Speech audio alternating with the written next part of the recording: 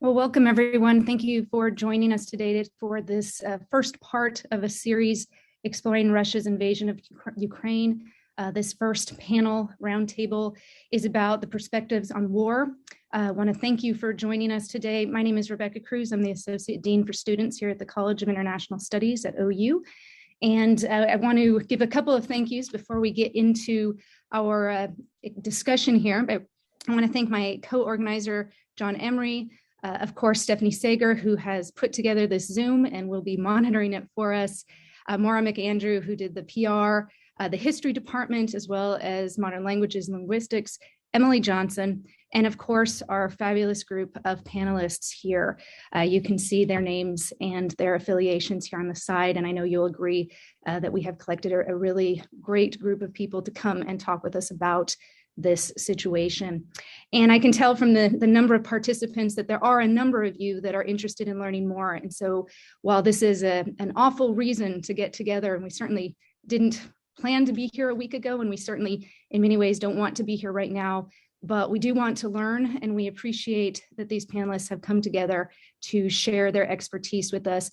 I also want to acknowledge that there are many, many people that are directly and indirectly impacted by what is happening. Many of our panelists fit into that category. And of course, as we have these discussions, we're talking about very real people, real situations. Of course, we're sensitive to that trauma and to the feelings that those that are impacted have. I want to just give a little bit of instructions, I guess, if you will. There are so many questions out there. So rather than having our panelists kind of start with a short topic, we thought that we would just open it up immediately to questions. And so we are asking that you put questions in, not in the chat, but in the Q&A function. And we will go ahead and go through there and start addressing the questions as best that we can. Feel free to direct them broadly or to direct them towards an individual on the panel. And we already have one. Oh, that's not a question. That's just a comment. They're glad that we're presenting this. But perhaps we could just start with whoever wants to start, giving us a little bit of a sense of how we got here. And I don't mean a week ago. I mean, let's go back a little bit. How did Ukraine and Russia end up in this situation? Well, this is a large topic which can take a lecture of many hours, but what I would say is that we have a fundamental confusion and clash between Russian imperial identity and Russian national identity. An argument has been made by many people for a while that in difference from, say, Britain or France, who after losing their colonies, they went through sort of a work of mourning, sort of getting over the process of no longer being a colonial empire and rethought themselves and their identities, that Russia has not gone through a similar kind of process. And therefore, sort of this phantom pain and the pull of old imperial glory is something that is very much bound to Russian identities. And this is something that also, of course, has been achieved through manipulating historical narratives. We saw this now with President Putin's very long speech, which pretended to be a historical lecture and, of course, was full of distortions and untruths. But this is something that means that academic disciplines, including history, including other disciplines in the humanities, can be manipulated for political means. Go ahead, Dr. Goode. Thank you, first of all, Rebecca and everybody at OU for organizing. It's nice to see some familiar faces despite the occasion. I would just echo, first of all, everything that Vitaly said. And I think it's also maybe helpful to present a bit also that from the Russian side of things, a lot of this is complicated by the fact that Russia never really had to reckon with what it meant to be Russian without empire up until the collapse of the Soviet Union. And this was not a question that was solved in the 1990s. That meant that when Putin came to power starting in 2000, there were various attempts to kind of find ways to legitimate his regime. And one of those things that has been sort of a unifying thing throughout has been foreign policy and how that is wrapped up with the memory of superpower status, as well as historical memory of the Great Patriotic War. Now, all of these came together in several different dimensions. One is opposition to the United States, and particularly to NATO expansion, opposition to the expansion of NATO, in particular into former Soviet space and also former Soviet client states. And then also finally, one would say it's like the watershed moment in 2014 was with the annexation of Crimea. And since that time, that has essentially been sort of a point at which Russia has been unable to back away from. There's no way to change that basis of legitimation. In many ways, what we're seeing now is essentially a logical extension, perhaps an inevitable extension of that, particularly since Putin's regime has become more autocratic over time. And as it has become more autocratic, it has institutionalized those claims to legitimation in such a way that it can't back away from them. And so in many ways, the Kremlin painted itself into a corner. This war didn't have to happen, but in many ways, there are domestic drivers in Russia that probably meant it was going to happen sooner or later. Dr. Chapman. Thank you all for coming. As a scholar of domestic Russian politics, I also try to look for what are some of the domestic political contributors to this conflict, not just broadly, but also the why now question that I think a lot of us are asking. And so I want to point to three potential contributing factors that maybe will help give us a bit more perspective on the why now. The first one I think we need to look at is what Putin has been doing domestically with domestic opposition in the past couple of years. So since about 2020, and particularly last year in 2021, the Russian regime has looked towards trying to decimate the political opposition, further entrenching their repressive capabilities, and essentially rewriting the constitution that would allow Putin to be in power until 2036, so another 14 years from now. So it could be the case that Putin thinks that he is currently in a position where he can turn to these more imperialist legacy projects now that he doesn't have much competition, domestic competition at home. As my fellow panelists have pointed out, Putin has long expressed dissatisfaction with his sphere of influence essentially becoming out of his control. So that could point to how he sees his position domestically. And another, I think, very important thing to think about for the why now question is Putin's increased isolation. One of the biggest weaknesses of personalistic authoritarian regimes like the one that is in Russia is that rulers increasingly surround themselves with individuals who do not challenge their worldview. So we joke a lot about seeing these pictures and these videos of Putin sitting across these 20-foot table from people, but I think that's a great metaphor for looking at how Putin has become increasingly isolated, particularly since the pandemic, away from people who could give him accurate information about both domestic politics as well as how Ukraine might have reacted to these events. Great. Dr. Channell-Justice. Thank you, and thanks everybody for being here. So I think I'll come at that same kind of, what's happening in Ukraine at the same time as what Hannah just talked about happening in Russia. And I think the key thing is that, well, we know that since the 2014 Euromaidan protests, Ukraine, at that point made this very clear democratic choice, made this choice that they wanted to have a European future, not necessarily at the absolute expense of having any relationship with Russia. That's important to keep in mind. Ukraine has historically been so tied to Russia that in that case and at that time, it was certainly seen as probably the best course of action to kind of balance an economic relationship with Russia with a political and economic future in Europe.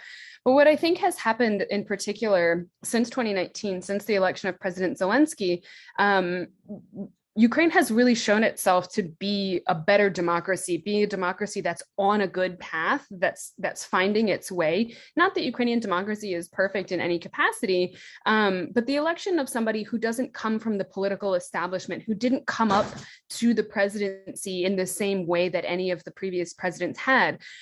We've also seen decentralization as a key reform in Ukraine, more power going to the regions in a way that people feel is good. It's an empowering thing. It's a way to make people feel like they're participating. And I think all of these things, this success, this clear right path that Ukraine is going in is really threatening to Vladimir Putin. And it indicates that Ukraine is kind of crossing to a point that he will lose his moment to make this claim that he's been making at a certain point. And I think that it's part of what motivates the why now question. Great. Dr. Kovalov. Thank you. Thank you for being here, for inviting everyone, all of us, to this panel discussion. Very important topic, very personal to many of us. I want to add a little bit on domestic factors. We're coming back to these Russian factors, Russian restrictions, Russian repression against the opposition. And I think what was particularly what is enabling the kind of disinformation campaign that is happening today, and so the acquiescence of the public is repressions against the media. The media has been under control of the Kremlin since early 2000s. So that was one of the first things that was done by President Putin when he came to power. So the cash cows were sort of nationalized, were appropriated, and then the media were also taken over.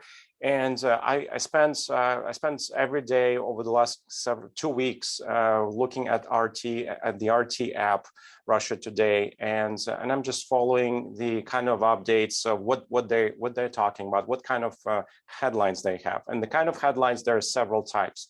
One, there are Nazis that are destroying Ukrainian cities, attacking civilians, and they need to be pacified. They need to be demilitarized.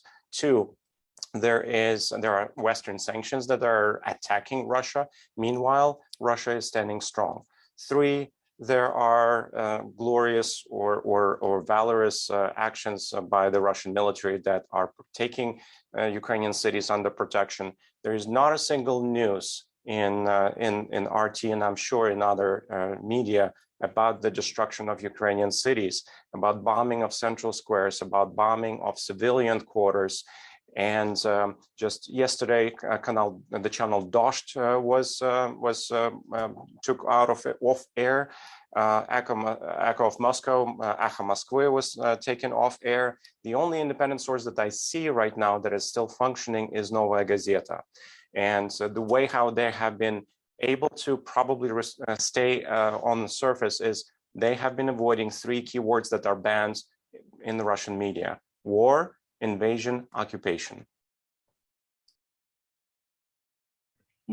Thank you. That leads nicely into a couple of questions here that are asking about what the Russian population is hearing, and also about how they are reacting. We are getting some reports in the West that there are protests, that those are being put down, perhaps martial law tomorrow. What is the situation on the ground in Russia?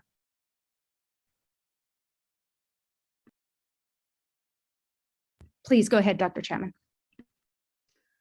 So as I mentioned earlier, the Kremlin has gone through a lot of great lengths to essentially censor the type of information that Russians are getting on the ground. As Maxime just went through, there's very little non-state sponsored information. In fact, today, the government held a nationwide essentially teach-in where they talked about their views of the world. So it is increasingly difficult to get a hold of any information that is not according to official government lines.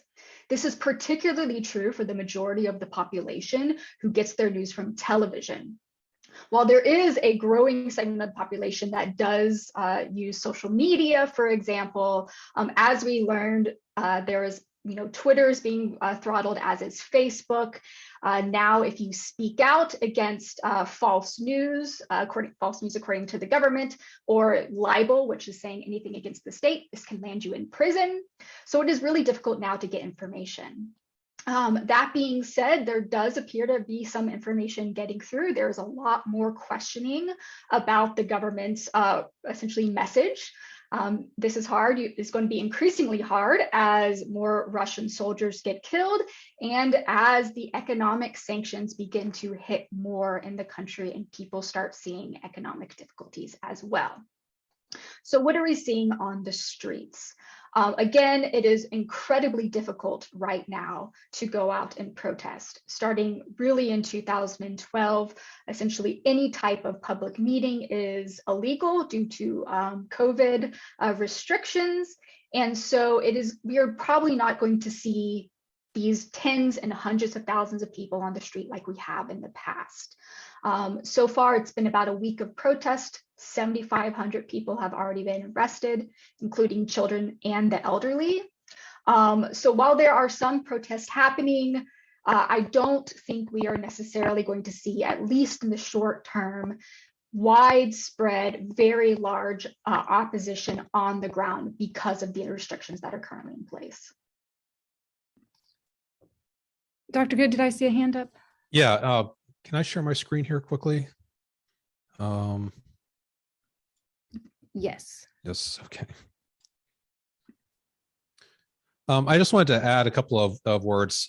First of all, I think I agree that the prospects for protests are not particularly great. And the protests that have been out there, there have been a few in major cities that have, numbered in the hundreds, but mostly when we talk about protests, we're talking about single person pickets, handing out flyers, these kinds of things. And part of what's also needs to be recognized is that the Russian public has been bombarded. Not only is the opposition media being shut down or independent media being shut down, but there is a singular message that's being forced. And to give you a sense of this, I did a quick analysis of mentions of different terms on Russian television, looking at broadcasts, transcripts that were posted on the Integrum database. So the rationale, for going into war officially is sort of denazification and demilitarization owing to alleged genocide and the ongoing sort of war in the separatist republics, the Donetsk People's Republic and Luhansk People's Republic in eastern Ukraine, according to Putin. So let's look at how these were presented then. In Russian television, using 5 major channels, including Dozh, which was just shut down, mentions of genocide basically were non-existent throughout the period from the time that Putin issued his first ultimatums to the West in December up until the decision to go to war. Already in February 17, there was a clear ramping up in the use of genocide. This was priming the public for war.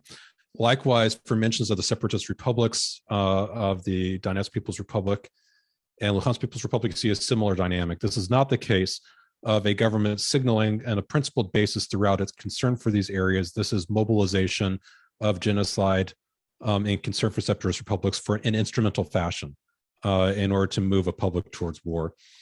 And then finally, I would just add, with regards to the suppression of mention of the war, I always feel like we need to echo faulty towers here. Don't mention the war, whatever you do. Mentions of Ukraine, of course, started to increase fairly significantly in the press, but mentions of war remained fairly suppressed. In fact, the way that it was mentioned usually was in conjunction with Ukraine's alleged war on the separatist republics rather than the possibility of war itself. And so there's been a heavily patrolling of public discourse through the media. I'll just stop my sharing there. With regards to the general public, and of course, the vast majority of people in Russia get their news from the TV. So as of tomorrow, the State Duma is set to vote on a bill that will severely penalize people who post information that is deemed to be threatening to Russian security interests on social media. And that will effectively shut down then any opportunities for dissent online, aside from, the aforementioned Novaya Gazeta. And I imagine its days are probably numbered at this point. There is a question about the chances of new leadership coming in or Putin somehow being replaced. It doesn't appear that that's going to come from protests, but are there other avenues for that to occur through? Or are we likely to see that? I'll jump in. I'll say no, as in not in the short term. I don't. So to echo, I think what Hannah was saying earlier, one of the reasons why Putin is able to pursue his imperial legacy projects is precisely because he's consolidated power to this extent. And, that also contributes to the extent to which he is also able to make miscalculations, right? As we were seeing to a tragic extent right now. But there are no heroes left in Russian domestic politics, and the ones that are in jail. And so there really isn't any clear voice within the regime that would be a likely challenger to Putin in the short term. Max. I want to follow Paul's comments about some kind of dissent or some kind of split. Usually when we look at these opportunities for some kind of breakthrough within ruling regimes, we're looking at the split within between hardliners and softliners. And yes, there is no opposition. So it's very difficult to expect anything from the opposition that has been repressed. But then it just doesn't seem like there is any kind of split between hardliners and softliners that is possible. And an exhibit A that I would bring was this infamous meeting of the Security Council when somebody was scolded there. I think it was, I'm forgetting the name, maybe somebody can help me here, but it was Naryshkin was called it. He was asking questions, and then he was looking as a pupil in the first grade who was scolded about bad behavior. And to me, it sounded like, or it looked like, maybe it's a show. Maybe it's a show that was designed for the outside world and to other elites to show that there is only one person here who makes decisions. Alternatively, maybe that was not a show, and that was actually the raw exercise of power that still holds that is held in the hands of Putin. I just jump on the tail end of that and say, Max, I think the confirmation that it was a show is that it was presented as if it was a live broadcast, and then it later came out that actually it had happened 5 hours earlier and had been edited in advance before it was actually shown. So it was absolutely performative. Emily or Vitaly, do we have any sense of what the citizens in the Donbass are thinking, or what their views are on all of this? I guess it depends on which side of the previous front line we are talking about, because the part of Donbass that remained under Ukrainian government control over these past 8 years, it was fully and actively participating in the consolidation of the Ukrainian civic nation.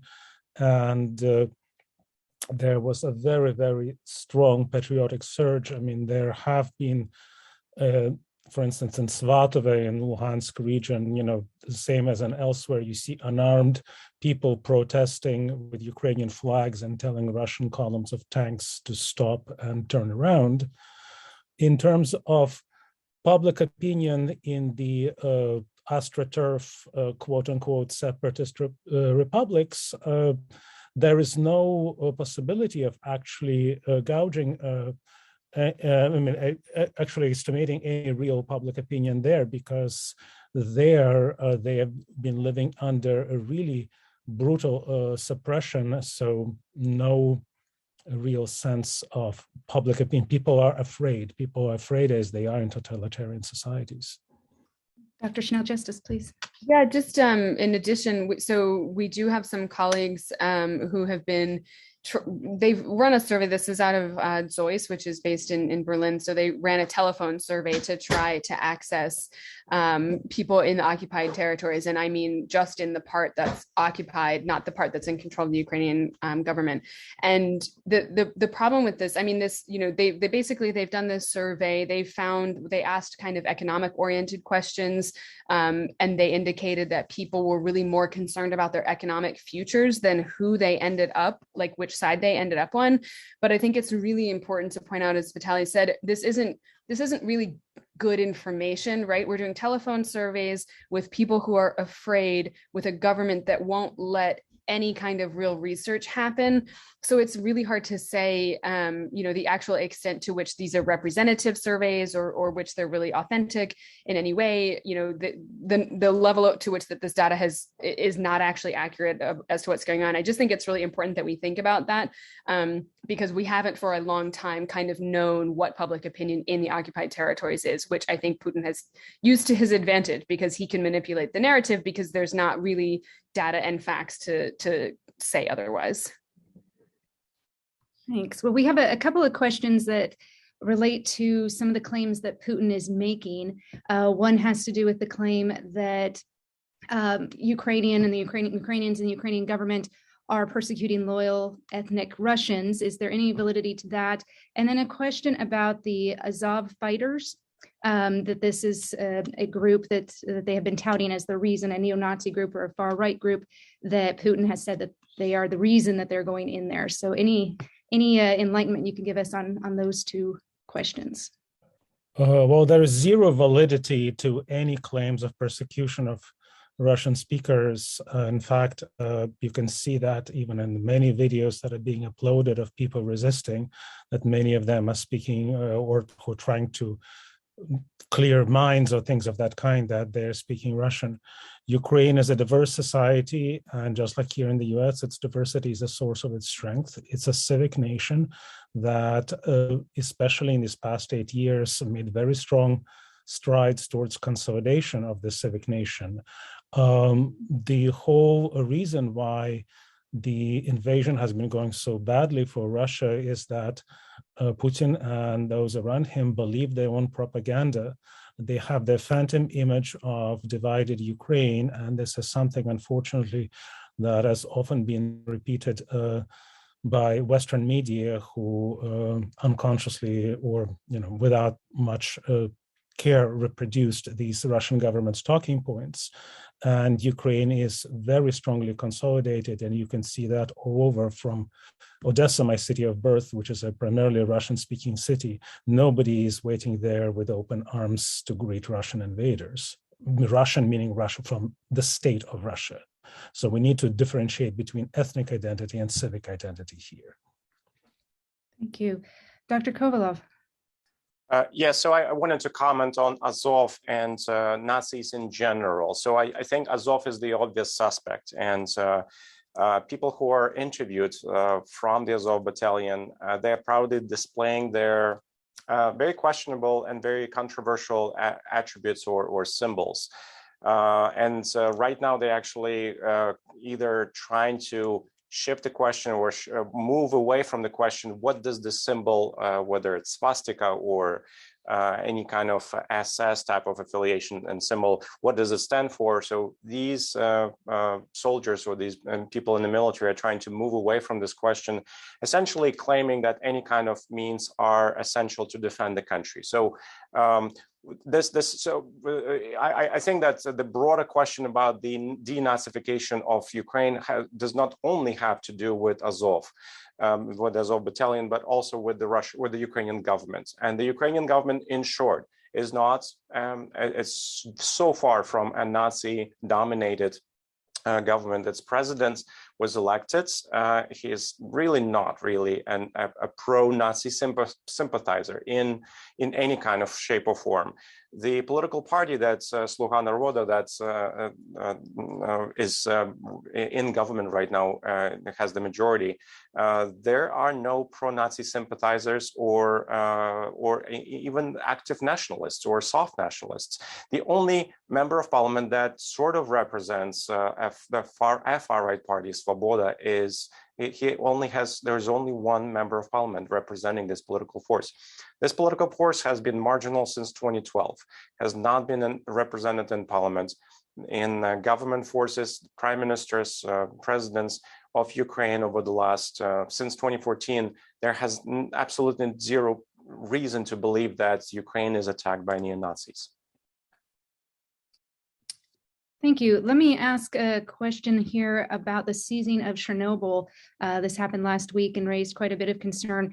Any idea what the strategy is here, what this maybe means symbolically, or what we should think about this? Go ahead, Dr. Goode. Yeah, there's a couple of things here that I think are probably worth highlighting. One is, now I'm not by any stretch of the imagination a military strategist, but from what I understand, it is an important staging ground, first and foremost, for the invasion. But beyond that, there have been a swirl of rumors actively fostered in the Russian press about Ukraine increasingly desperate, resorting to a dirty bomb. I believe one of the scenarios that was floated in Viesti was that Zelensky would give in to the nationalists that don't exist that we were just talking about, and give them access to nuclear material in order to build a device. And not just at Chernobyl, but also using nuclear or radioactive material from other civilian reactors. From what I understand, that's not really feasible. And even to get access to the radioactive material in Chernobyl would require a very sustained effort to actually get through the sarcophagus, and then even more difficult to weaponize it. And so there's also been speculation then that these rumors have been made actively after, with an eye towards possibly staging false flag operations too, once Russia gets access to those materials. At this point, of course, that can't be excluded as a possibility. There is a question about the role of the Russian oligarchs and if they might have the ability to pressure Putin in certain directions as they are being squeezed by sanctions and other things. What can we make of that?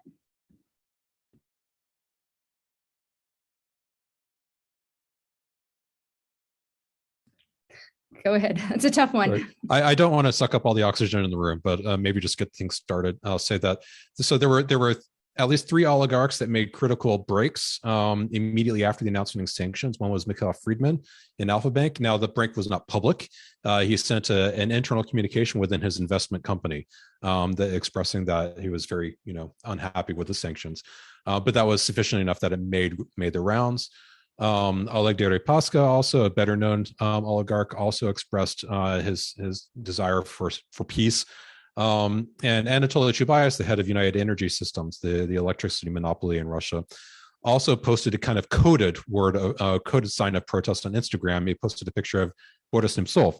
On the anniversary of Nemtsov's assassination, Nemtsov was a former leader of the opposition, before that a former prime minister of Russia, and he was assassinated as he was working on a research project to expose Russia's role in the war in eastern Ukraine, which was undeclared at that time.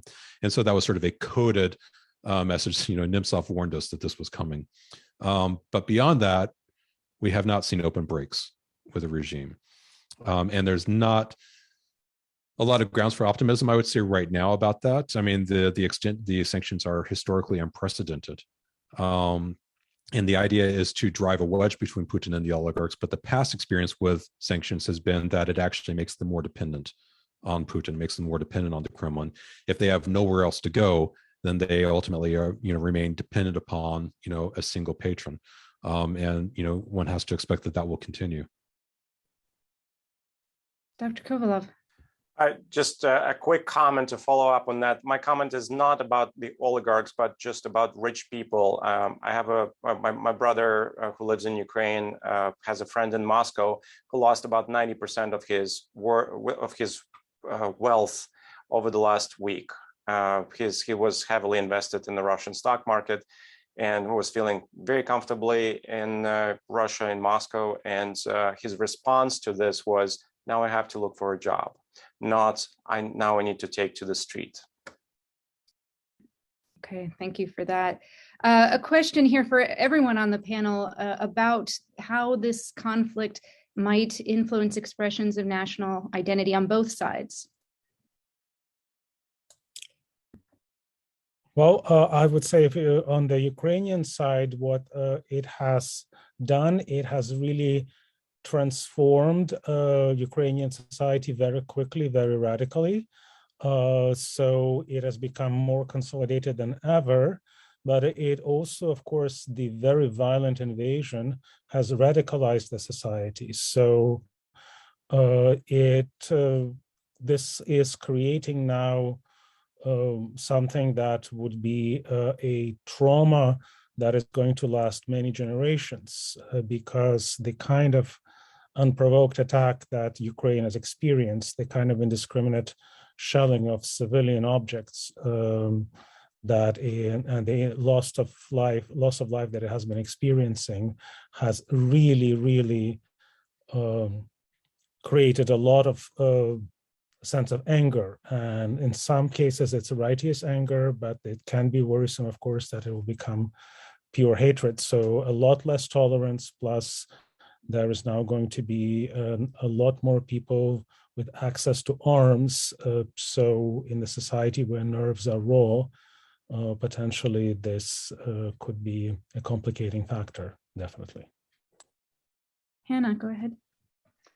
So to look for precedent about Russian public opinion, I think we can turn to look at what happened after Crimea back in 2014 and 2015. And what we saw after the referendum in which Crimea became part of Russia, according to Russia, is that there was a lot of rallying around the flag, which is essentially what we just say when there's a lot increased support for both the leader and the country. So we saw Vladimir Putin's ratings go through the roof after Crimea was annexed into Russia, and that actually carried him for quite a number of years. Already, if we look at public opinion polls from right before the conflict, we do see that the majority of Russians blame NATO, blame the United States, and in the West generally for the increased tensions. So there is some precedence to look at. Perhaps this may lead to further rallying around the flag. However, there are a number of points that are different from Crimea. The first one being that I think sanctions this time around are going to be much worse. Russia is not going to be able to shore up its economy quite as well as it was able to do so in 2014 to 2015. And so if these sanctions drag out, if the Russian economy continues to tumble, we should see decreased support and perhaps more questioning as to the purpose of this war. Another reason why we see this is maybe different from Crimea is that Russia is overtly sending troops to fight a conflict in this other country. These are not little green men that are being sent in covertly. Instead, the troops are going out, and the Russian government has already started admitting to some casualties. While the number of casualties that have been admitted to are much lower than the realistic number, they are not going to be able to hide the number of Russian deaths for very long. So as Russians see their own soldiers, their own sons start to come home in body bags, we could see this bringing some additional tension to their opinions about nationalism and the government. Okay, we have someone that asked a question for all of you, asking if any of you were surprised by any response from another country. The country respond in a way you weren't expecting. Go ahead, Max. Well, I just want to say that the general response from the international community has been unprecedented. So we have been going through the unimaginable since 8 days ago in terms of the invasion, in terms of the Ukrainian response, but also unimaginable response from the international community. And there are a couple of things that I want to notice here. One is a 180-degree turnaround by Germany. Just about 8 days ago or 9 days ago, the German Chancellor Scholz was trying to make a case that 5,000 helmets of military assistance to Ukraine was going to be enough. And the public opinion was, and then on Thursday, there was no longer moral argument that could, or actual argument that could have been made that was actually a good response by Germany. So Germany now is actually sending military equipment and weapons to Ukraine. Two is Switzerland, a major departure in Swiss approach to neutrality and with freezing asset freezes of Russian banks. And three is Turkey, that has been remaining kind of on the sidelines, softly supporting the Ukrainian position, but then now Turkey is playing a more assertive role in the Black Sea and trying to block the Bosphorus Strait. Emily? Sorry. Yeah, I think related to that, one of Putin's evident fears is this NATO expansion, but we're seeing, instead of a decrease in interest, we're seeing a growth in interest in NATO. And I'm thinking particularly of Finland and Sweden, which are countries that have been very satisfied with their neutral status for 50 years. This is the first time I follow Finnish politics relatively closely, and this is the first time that it's ever been so prominent in the discourse that Finland should seriously consider joining NATO, not just as something that's being spoken about by the president, who represents kind of foreign affairs, but also internally, domestically within the country. People are really more afraid than they were before before, and they're prepared to join NATO. It wouldn't be difficult, right? They have a standing military, they have a very advanced economy, right? So I think that's kind of one level of the response. And then I just think the other thing it's important to recognize is kind of the humanitarian response of Ukraine's neighbors.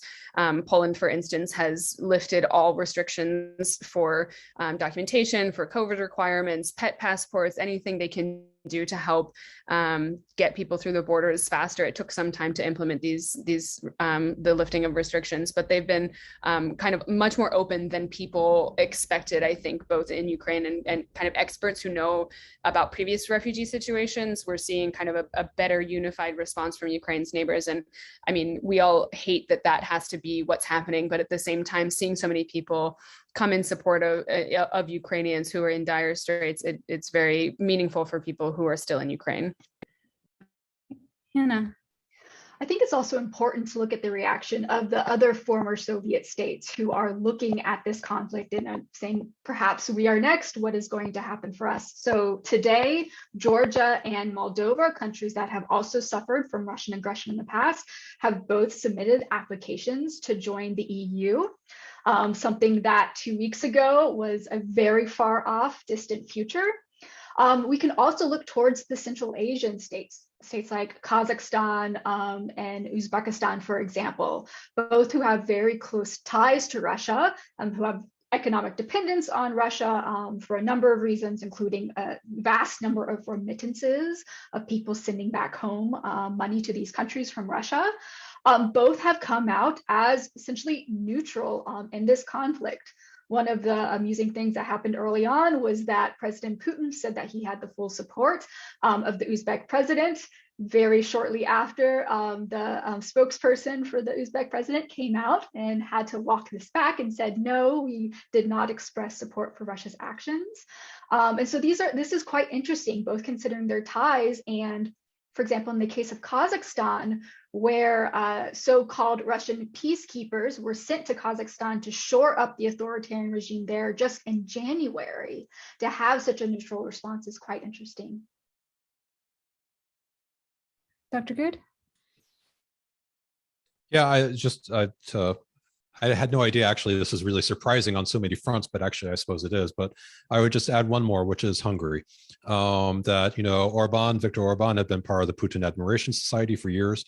And, in a lot of ways, this is not just about Ukraine. This war is about sort of fighting the spread of global liberalism and kleptocracy. And so it's really surprising to see, Orban become part of that. And that's in no small part due to all the groundwork that was laid within the EU, starting from January, as well as the active diplomacy and efforts to try to sort of unify it. But reportedly, also one of the things that made the biggest impact on unifying the EU was Volodymyr Zelensky's speech just before the invasion, right? And letting all the member states know this may be the last time that you see me alive. And that everybody reportedly walked out of that meeting completely changed. And so this is in many ways, sort of an unprecedented moment, not just unity within Ukraine, but also unity within Europe. Hannah, go ahead. One country that we haven't mentioned that I think is going to we need to keep our eye on, though, is China. China is very good at playing the long game. They have, despite a couple of months ago talking about an unequivocal friendship with Russia, have also been quite neutral in their response so far. China is Russia's most important trading partner, both in imports and in exports. So they are very important for Russia economically and could, if they so choose, be essentially an avenue for Russia to turn to as Western markets close. So I think we're going to need to watch China's reaction very closely going forward. Okay, maybe even going a little bit broader, the reactions or the potential response from the UN or the Security Council. There's a question about what role the UN can play and should play, if you have thoughts on that. Well, I would say that one of the most moving things for me was the speech in the UN of the Security Council meeting of the representative of Kenya, because he articulated with greater eloquence and power, I think, more than most others, why Ukraine matters and why the whole world stands in solidarity with Ukraine. So this sort of a solidarity of the world rallying to Ukraine's cause is very, very important. And the very serious talk now about Russia no longer having a legitimate claim of the veto-capable member, permanent member of the Security Council. And this is something that is potentially possible that, there will be a serious change within the United Nations, and what consequence that might have, of course, it remains to be seen, because we remember how the League of Nations between the two world wars, how its position was becoming more fragile and less effective with the Soviet Union and Nazi Germany escalating what they were doing. So it's an open question, but there are definitely changes afoot, I think, within the United Nations. Go ahead, Hannah. So Zelensky just a few hours ago held a press conference which he asked again for NATO to establish a no-fly zone over Ukraine, and then pleaded, if you're not going to do that, at least send me planes. This referred to, a promise earlier that some of these countries had, that they would give military planes to Ukraine. They have since kind of pulled back on this deal. This is one of the main questions right now, is to what extent NATO in particular, and the EU as well, is willing to provide direct military aid to Ukraine. Should they grant a no-fly zone over Ukraine, that could potentially draw NATO into a direct military conflict with Russia, because it would require them to use forces to shoot down any Russian planes over this no-fly zone. So that remains, I think, one of the major questions right now is, will they provide direct military aid? Will they establish a no-fly zone? Right now, that does not look to be happening, but I think this is one of those wait and see type of questions. Emily, a question I'm going to direct at you, because you mentioned the refugees. We have seen some really heartbreaking, but also beautiful pictures coming out of the border areas where people are taking in a number of these refugees, but we've also heard of people that are not being able to get through. And we also hear from other people, the concerns, why are these Eastern countries so willing to welcome in the Ukrainians when they have not welcomed in other refugees? Obviously, Europe has been dealing with the refugee situation for some time, and there are a lot of people in need. So how do we think about that? Yeah, I think this is a complicated question. I've been reading a lot of these ongoing stories that we're seeing about people, especially students, foreign students in Ukraine, receiving racist treatment at the border and this sort of thing. And I certainly don't want to minimize those stories. Those are things that are happening. And there are people who are much more experts who have, been studying race in Ukraine for many years. This isn't new to those of us who have been studying Ukraine. And I think it's just important to remember a couple of things, which is, first of all, that when people started leaving a few days ago, these restrictions that I mentioned before were in place. There was lots of chaos. I mean, one American citizen I know who is leaving Ukraine waited for 36 hours at the border, and this was on the first day of the invasion. So, we're talking about days-long lines of people waiting to cross in whatever way that they can. So to some extent, there has, I think, been a focus on certain kinds of stories versus other kinds of stories, just as part of a news cycle. I've seen also some people who know a lot about this situation saying, it's also, I mean, this maybe sounds a little conspiratorial, but I mean, it's part of the Kremlin propaganda machine to fracture public opinion in any way possible. This can also mean highlighting stories, for example, about racism at the border to make everybody look, to kind of hit these very specific kind of hot spots in Western media, which we know covers a lot. We've been talking about race a lot in a lot of different ways. So coming up, I think it's important to keep in mind that we're not there. We don't know what's going on. And I also think I get very frustrated at these narratives because there are so many people on the ground who are working to help people who are stuck, and particularly foreign students from India, from Nigeria, from from elsewhere in the Middle East, from Afghanistan, who are trying to get out. It's Ukrainians who are creating the networks to help them get out, and it's Ukrainians who are trying to funnel those people information. So I think it's really important that not only do we think about where our narratives are coming from, but anybody who wants to use this as a way to kind of criticize what's been going on in terms of humanitarian issues should also be paying attention to the initiatives that are being created on the ground to help make sure that everybody has equal or as equal as possible access to safety in a situation where safety is at an absolute premium. Vitaly? Yes, I just wanted to second what Emily has just said. There is unprecedented unity indeed, and there are folks on the ground, including from the United States, for example, Terrell Jermaine Starr, who is an African-American journalist who is reporting actively, and I've seen many statements by Ukrainians of African descent that say that all this talk about racism in the society, yes, like in any society, there are instances of racism. This is not the problem right now. The war is the problem. People are united and they're helping each other. So indeed, there are situations of people absolutely selflessly helping, and no one is showing this kind of ugly prejudice which exists in every society in this time of crisis. Paul? I think it's also worth bearing in mind the reality, which is that so last time I checked, there were more than 860,000 refugees. Probably that number has increased now closer to 1 million. And according to UNHCR, only about less than 5% of those had actually fled to Russia. And I think that's a point worth underscoring, that if there's anything that should tell you what the real conditions are on the border, the issue that's really of concern is not the border, right? The issue is the war that's driving people to the border more than anything else. And that's where people need to be unified right now.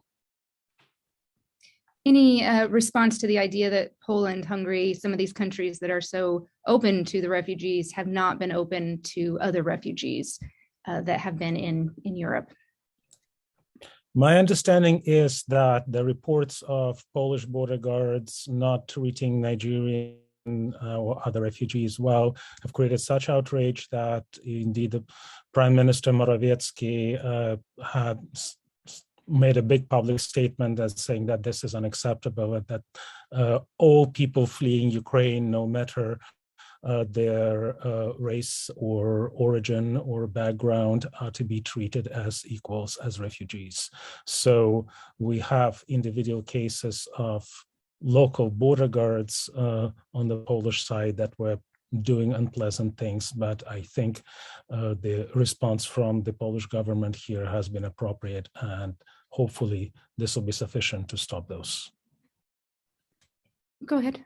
Yeah, I just think it's important to add, I mean, we can be outraged and frustrated about previous responses to refugees and recognize that all wars are unjust without minimizing what's happening now. I think that's fair. I mean, I think it's fair to criticize all war scenarios that create refugee crises, but I don't think it's, I don't think it's helpful to make that be what the focus is on right now. And I think, this is a truly a crisis situation. And so anything that people are doing to be helpful is really more important to focus on at this particular moment. And why don't we look at this saying that they've learned from past mistakes and not repeating the past mistakes? So a past mistake that is not being repeated now is a good thing. Okay, well, as we are getting close to our time here, we have maybe about 10 minutes. There are a number of questions that ask where this ends, whether Putin will back down, whether he will not back down. Is Zelensky stepping down or giving himself up? Is that going to be the answer? If giving over the breakaway regions is going to end this, or where are our options here? Hannah? I mean, I think this is the question we're all asking right now. And I hope my panelists may have a better answer than I do, but we're trying right now, like looking at what is, the golden parachute for Putin in this situation? What will he accept in this scenario that will get him to back away from Ukraine? Just based off of some of his more recent speeches, based off of this phone call with French President Macron today, it's not looking promising. So far, he has come out and said he wants complete neutrality, demilitarization, denazification, and recognition of Crimea from Ukraine. I think it's very feasible to say that he essentially wants a puppet government to be set up that is going to be backed by Russia in Ukraine. And so far, he is saying that he will do whatever it takes in order to make sure that he can achieve his goals.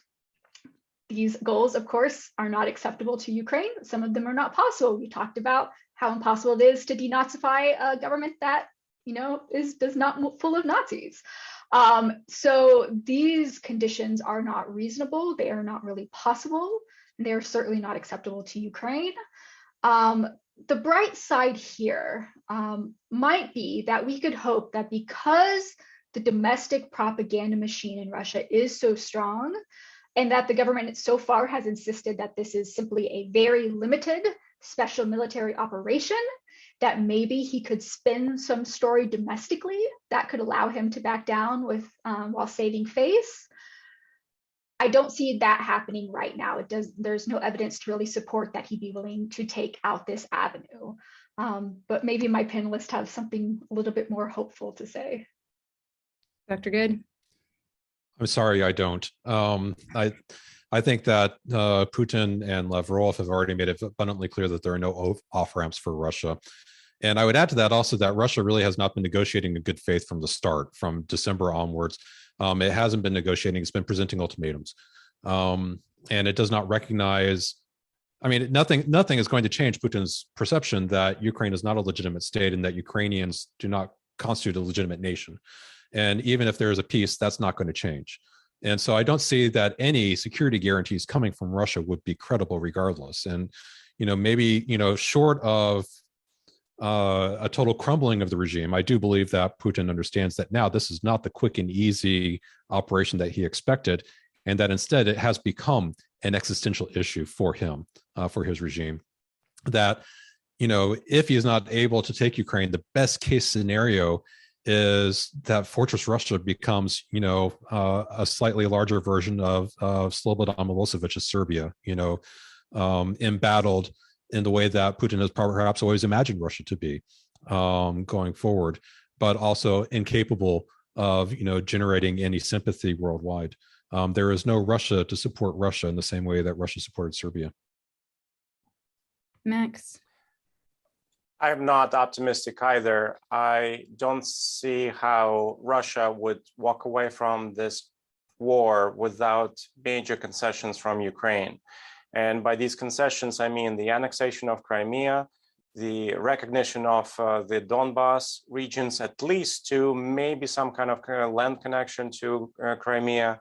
Of course, this is not going to be acceptable for Ukrainians.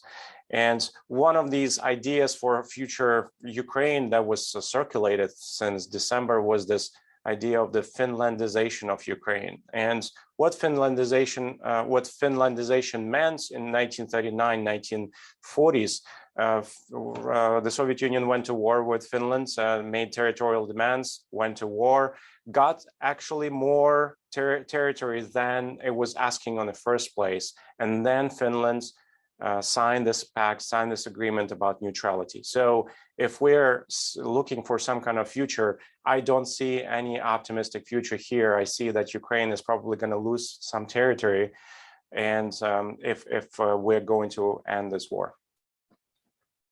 Dr. Channell-Justice. Yeah, I'm not, I'd like to be more optimistic than everybody, but I'm not sure I am. But I also think it's just important to recognize a couple of aspects of this neutrality question, because I'm of the opinion that Vladimir Putin decided to invade Ukraine probably at least in December, if not far before. That quest for Ukraine's neutrality and the suggestion that Ukraine agreeing never to join NATO would prevent an invasion, I don't believe that that's true. And that goes back to what you said about Russia not being negotiating in good faith at all. So I do just want to, I was at an event a few days ago where it was a little pushing us to think about like, oh, if only we had encouraged Ukraine to give up concessions before, maybe we could have prevented this. I'm not someone who believes that. I think that this was kind of the plan all along, and so now the stakes are obviously very different. But I don't want anybody to come away with this thinking like, if only Ukraine had just allowed for these concessions earlier, maybe they could have avoided this. This was, this is an intentional move from somebody who, like it's been said, thinks that Ukraine should not be allowed to exist. But I do think it's also important that we recognize the response of Ukrainians. I mean, every single Ukrainian that I know has said, we are never, ever, ever giving up. I understand that there's a physical limit to that, but that spirit is going to make this very difficult for Vladimir Putin, in every capacity, as a spin for a domestic narrative of success, on the world stage. The more people unite around Ukraine, that makes it more difficult. And I just, I mean, it's very like rose-colored glasses thinking to make this the primary part of the story. But I think it really behooves us to recognize that Ukrainians are giving up everything for this, and they're not going to let it go easily. Right. Go ahead, Dr. Goode. I agree with everything that's been said. And I just wanted to add, I think the people that perhaps are starting to understand that the most are Russian soldiers. And if we think about the collapse of the Soviet Union, it really started with the invasion of Afghanistan, and veterans coming back into the Soviet Union, and what they revealed to people, in the Soviet Union about what it was actually doing, and how well the system was not working for them. And I think that may not lead to an immediate change of things within Russia, but I think it is an unavoidable reckoning that Russia is going to have to deal with. Anna.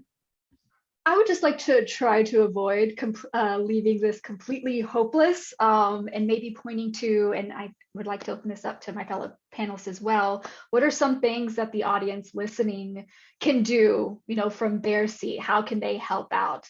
I will just talk about a couple of things. First, I think we really need to keep the pressures on. Make sure go contact your officials, let them know that you support Ukraine, that you are against Russian aggression in Ukraine, let them know where you stand. Another thing that is very important is that media attention is very short. In a couple of weeks, Ukraine will no longer be the top story. The conflict will probably still be going on. There will still be people in need. So if possible, I promote the Kyiv Independent, which is a wonderful organization that has been doing a lot of on the ground work, combating misinformation, explaining what is going on the ground. So go look them up, look up other independent media channels, turn your colleagues, your friends, your families onto them, and make sure, don't forget, as the media pressure wanes, that this is still going on and there's still people that need help. Excellent. Well, thank you for that. And yes, the slide we have here looks a little off, but it should give you all in the audience an opportunity to find some organizations to donate to, should you wish to do so. Some of these are lists of multiple organizations, others are independent. So feel free to take a picture of that if you'd like to make those donations. As you say, there are a lot of people that are in need and could certainly use our help. And at a time when we often over here may feel helpless, this is something that we can do. So thank you so much to our viewers, those that joined us today. And of course, thank you so much to the panelists. We really appreciate you giving your time up on a Thursday afternoon. To those that didn't get their questions asked, we certainly apologize. We know there are many. There is, of course, another panel that will be taking place at 5:30, and on your original poster is the link to that. So perhaps you can get those questions answered there. So thank you again to the panelists and to our audience.